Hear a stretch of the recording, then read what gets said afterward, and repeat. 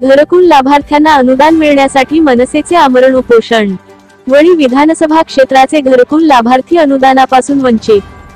प्रतिनिधींचे काम इथले रस्ते बनवणे, फोडणे, पुन्हा बनवणे हेच काम चालू आहे। या 10 वर्षापासून फक्त आणि फक्त ज्याच्यात मलाई आहे तेच काम आपण बघत आलेलो आहे, आमदार साहेबांनी केलेले आहे।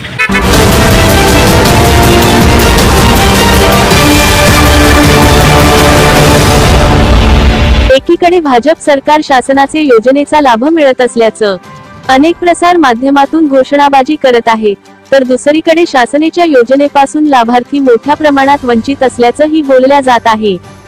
त्याचाच एक भाग म्हणून यवतमाळ जिल्ह्याच्या वणी विधानसभा क्षेत्रातील अनेक घरकुल लाभार्थ्यांना अनुदानाचे दुसरे व तिसरे हप्ते न मिळाल्याने घराचे बांधकाम थांबलेले आहे।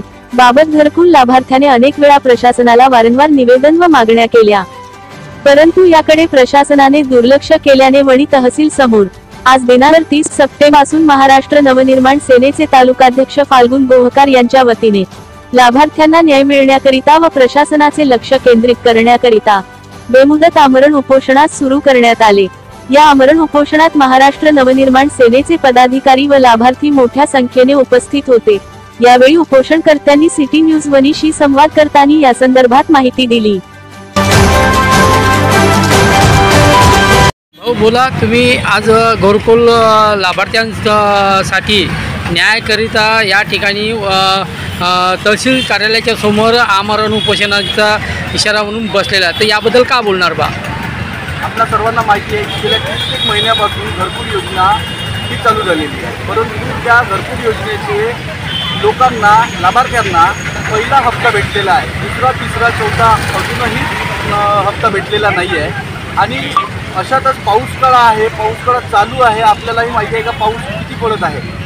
त्या पावसाच्या याच्यामध्ये भर पावसात त्यांनी आपले घरं उचलले आहे। 15,000मध्ये त्यांनी आपलं फाउंडेशन करून ठेवलेलं आहे आणि त्यांचा संसार आज उघड्यावर आहे, तरी पण प्रशासनाला जाग येत नाही आहे। प्रशासनाने त्यांना जे अनुदान आहे ते अनुदान लवकरात लवकर त्यांच्या खात्यामध्ये जमा करा, याच्याकरिता महाराष्ट्र नवनिर्माण सेनेतर्फे सन्माननीय राजूभाऊ उंबरकर यांच्या मार्गदर्शनामध्ये आम्ही वारंवार पत्रव्यवहार मौखिक प्रशासनाशी बोलणं केलं, त्यांना निवेदन देण्यात आले, परंतु कोणतंही प्रशासन त्याच्यावर ॲक्शन घेताना आम्हाला दिसलेलं नाही आहे। म्हणून आज 30 तारखेला सन्माननीय राजूभाऊ उंबरकर यांच्या मार्गदर्शनामध्ये महाराष्ट्र नवनिर्माण सेना तसेच लाभार्थी अनुदानवाले लाभार्थी संपूर्ण लाभार्थी आज तुम्ही बघू शकता सर्व लाभार्थी आज आम्ही उपोषणाला बसलेलो आहे, जेणेकरून ह्या भ्रष्ट प्रशासनाला ह्या लाभार्थ्यांची कीव येईल आणि यांचं अनुदान तात्काळ यांच्या खात्यामध्ये जमा होईल।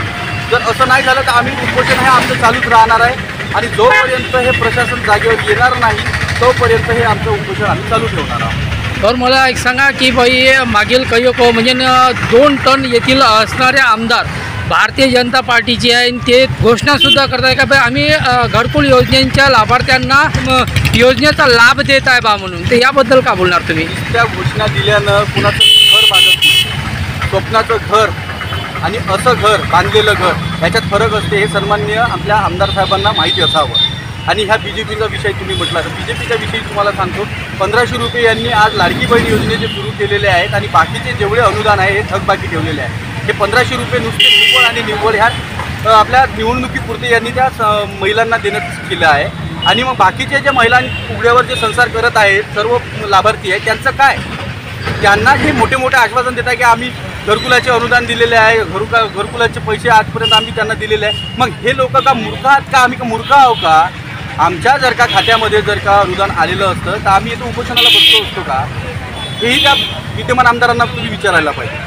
बरं, आपण असं समजू का बा हे नुसतं घोषणाबाजी करतात, जे भारतीय जनता पार्टीनं लाभार्थ्यांना काहीच नाही मिळत आणि याच्यापेक्षाही जास्त जे योजनेचा लाभीसुद्धा नाही मिळत? आपला माहीत आहे हे सरकार फक्त घोषणाबाजीचंच आहे, आश्वासनाचंच आहे। हे आश्वासन देतात पण पूर्ण आश्वासन करत नाही आहे। हे फक्त निवडणुका आहे म्हणून फक्त आता देखावा करत आहे आणि हे यांचा देखावा फक्त निवडणुकीपुरताच आहे।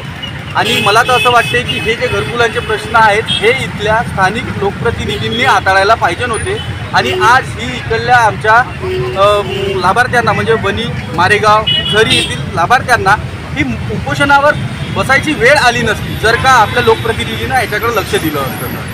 म्हणजे लोकप्रतिनिधी याकडं दुर्लक्ष केल्याचं 100% स्पष्टपणे दुर्लक्ष करत आहे, हेही आपल्या सर्वांना माहितीच आहे. म्हणजे फक्त लोकप्रतिनिधींचे कामं इथले रस्ते बनवणे, फोडणे, पुन्हा बनवणे हेच कामं चालू आहे. ज्या कामामध्ये जास्तीत जास्त बेनिफिट आहे हे कामं फक्त येथील स्थानिक लोकप्रतिनिधी करत आहे. हे तुम्हाला सर्व माहिती आहे माध्यमांना.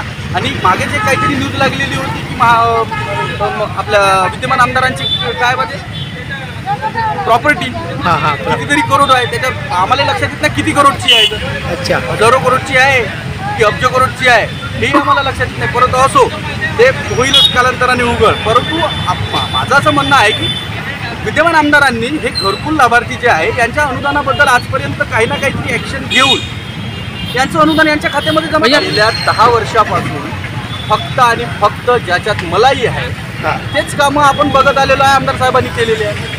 मग त्यात तुम्ही बघा कास्तकारांच्या समस्या आहे. कास्तकारांना अजूनपर्यंत शेतामध्ये जायला पांदन रस्ते नाही या 10 वर्षामध्ये. मग याच्या व्यतिरिक्त अजून दुर्दशा काय आपल्या वनी विधानसभा क्षेत्राची. आपल्याला हेही माहिती आहे की आमदार साहेबांनी जर मनावर घेतलं असतं तर आज यांचं अनुदानही भेटलं असतं. परंतु गरिबाकडे लक्ष देण्याचं यांचं काम नाही आहे. फक्त जिथं मलाही भेटते त्या कामं करण्यामध्ये इंटरेस्ट आहे.